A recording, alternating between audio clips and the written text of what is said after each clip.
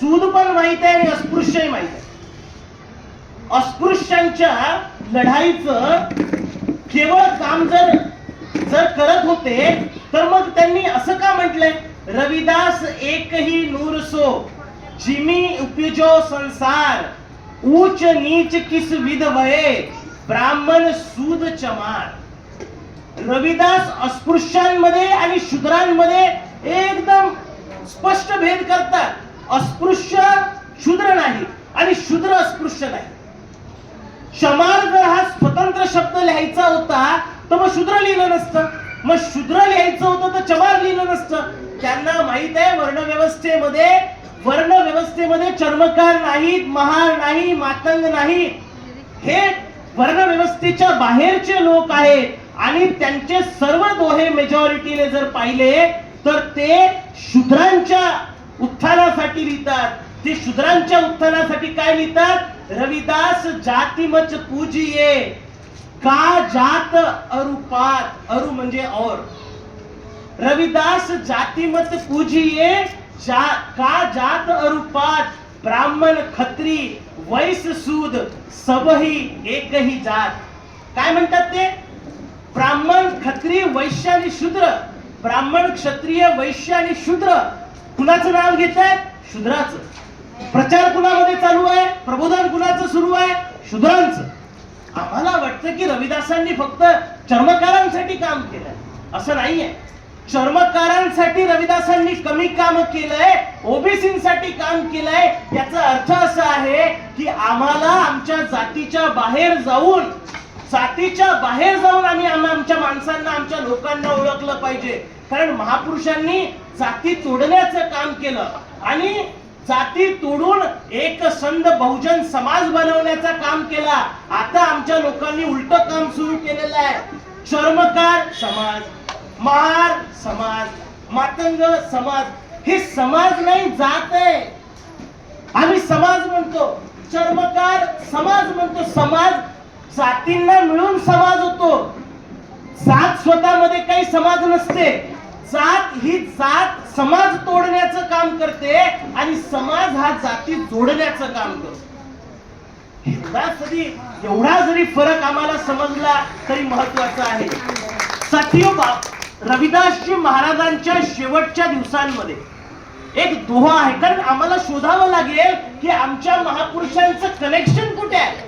काय आमच्या महापुरुषांचं कनेक्शन ब्राह्मणवादी विचारधारेमध्ये आहे का, काय आमच्या महापुरुषांचं कनेक्शन इथल्या वर्णवादी जातीयवादी व्यवस्थेमध्ये आहे काय, काय भक्तीच्या आंदोलनामध्ये आमच्या महापुरुषांचं कनेक्शन आहे का, हे शोधावं लागेल.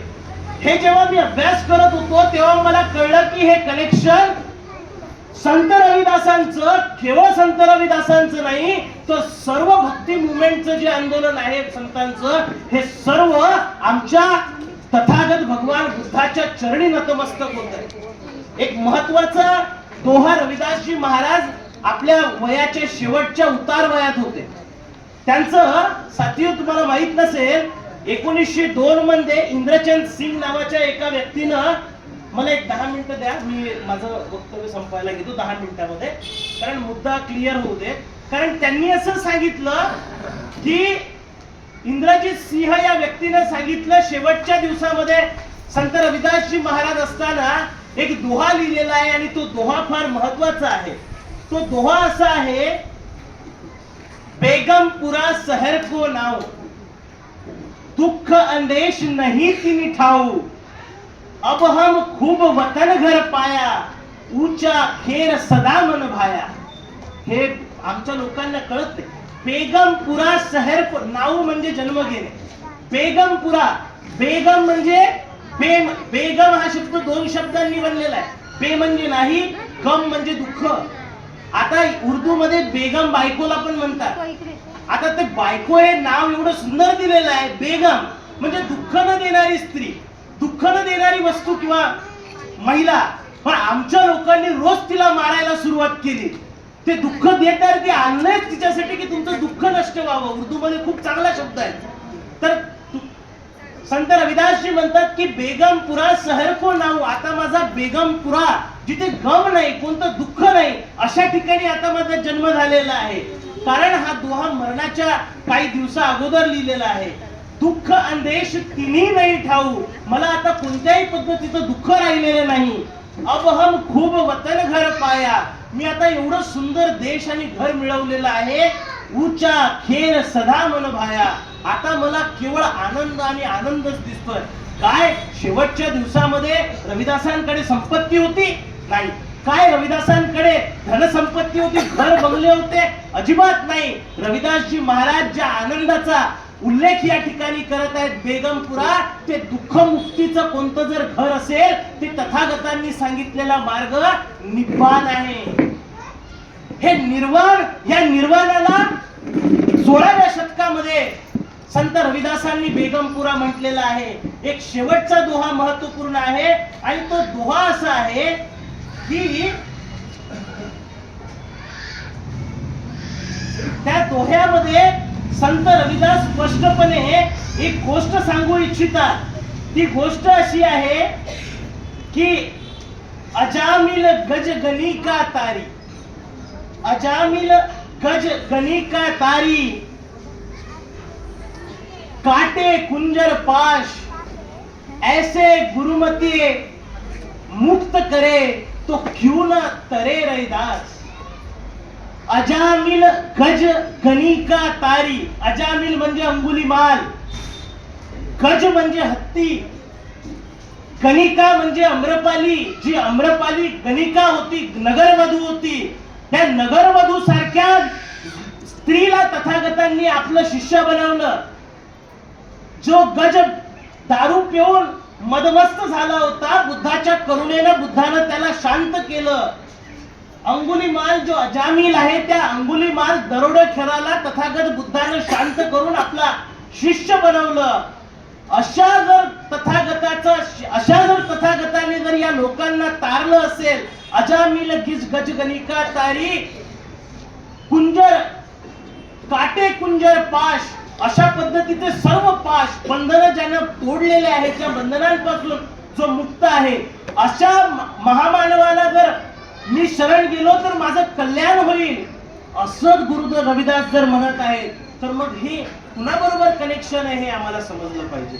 मी अगदी शेवटी येतो, कारण की याच्यामध्ये एक मुद्दा आलेला आहे आणि तो मुद्दा असा आहे की आज संत सेवालाल महाराजांची जयंती आहे. मला माहित नाही आता इथे सेवालाल महाराजांना मानणारी लोक किती आहेत. आमच्या सेवालाल महाराजांना माहित नाही. मी एक रिसर्च पेपर वाचत होतो आणि त्या रिसर्च पेपर मध्ये संत सेवालाल महाराजांच्या शिकवणी संदर्भात मी वाचन करतो तेव्हा कळलं की संत सेवालाल महाराजांच्या 21 शिकवणींपैकी ते जे 21 शिकवणी आहेत त्याच्यामध्ये पंचशील आहे. मी प्राणी हत्या करणार नाही, मी खोटं बोलणार नाही, मी व्यभिचार करणार नाही, हे सर्व पंचशील मांडले. आणि सर्वात चौकणारी गोष्ट आहे की आम्हाला आमची लोक शोधावे लागतील. जसं बंजारा हा शब्द वंजारा या शब्दापासून आलेला आहे, कारण की हिंदी भाषिक लोकांमध्ये व ला ब म्हणण्याची प्रथा आहे. विमल असेल तर बिमल म्हणतात, व्याज असेल तर ब्याज म्हणतात. तसंच वंजारा या शब्दापासून बंजारा हा शब्द झालेला आहे आणि वंजारा हा शब्द वणिज या शब्दापासून बनलेला आहे. वणिज म्हणजे व्यापारी आणि या वणिज या शब्दाची उत्पत्ती पणिक या शब्दापासून झालेली आहे. पणिक हे व्यापारी लोक आहेत. ज्या पणिकांचा उल्लेख, ज्या पणिकांचं मेन्शन पाली साहित्यामध्ये, बुद्धाच्या साहित्यामध्ये आहे. हे सर्वच्या सर्व व्यापारी लोक होते. व्यापारासाठी भटकंती करणारे हे पंजारी लोक खऱ्या अर्थानं बुद्धिझमचा प्रचार करणारी लोक आहेत. ही बाब आम्हाला समजून घ्यावी लागेल. जसं चर्मकारांसाठी मी एक गोष्ट महत्वाची सांगतो की चमार, मार आणि मातंग या लोकांना देशभरामध्ये सर धेड म्हणतात. या लोकांना धेड म्हटलं जातं. साथियो, हा धेड हा शब्द तिन्ही लोकांना, अस्पृश्य लोकांना धेड म्हणतात. हा धेड ही जी गोष्ट आहे ती थेर या बौद्ध साहित्यातून आलेली आहे. थेर या शब्दाचा अपभ्रंश आहे. थेर म्हणजे बौद्ध, उच्च बौद्ध भिक्षू म्हणजे वयस्कर बौद्ध भिक्षू. थेरवाद नावाचा एक एक कल्ट आहे, एक संस्कृती आहे. जसं महायान आहे, हीनयान आहे, वज्रयान आहे, तसंच स्थविरवाद म्हणजे थेरवाद आहे. आणि या थेर या शब्दाच्या अपभ्रंश म्हणजे थेड आहे. ही गोष्ट तुम्हाला समजली पाहिजे. आमच्या लोकांचं चमार हा शब्द सुद्धा चमार नाही, तो श्रमण या शब्दापासून, श्रमणेर या शब्दापासून, श्रामणेर या शब्दापासून आलेला आहे. आणि आमची सर्वच्या सर्व कनेक्शन या तथागत बुद्धाच्या कनेक्शन बरोबर आहे. ही गोष्ट तुम्ही समजून घेतली पाहिजे.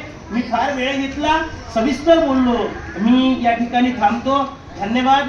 जय भारत.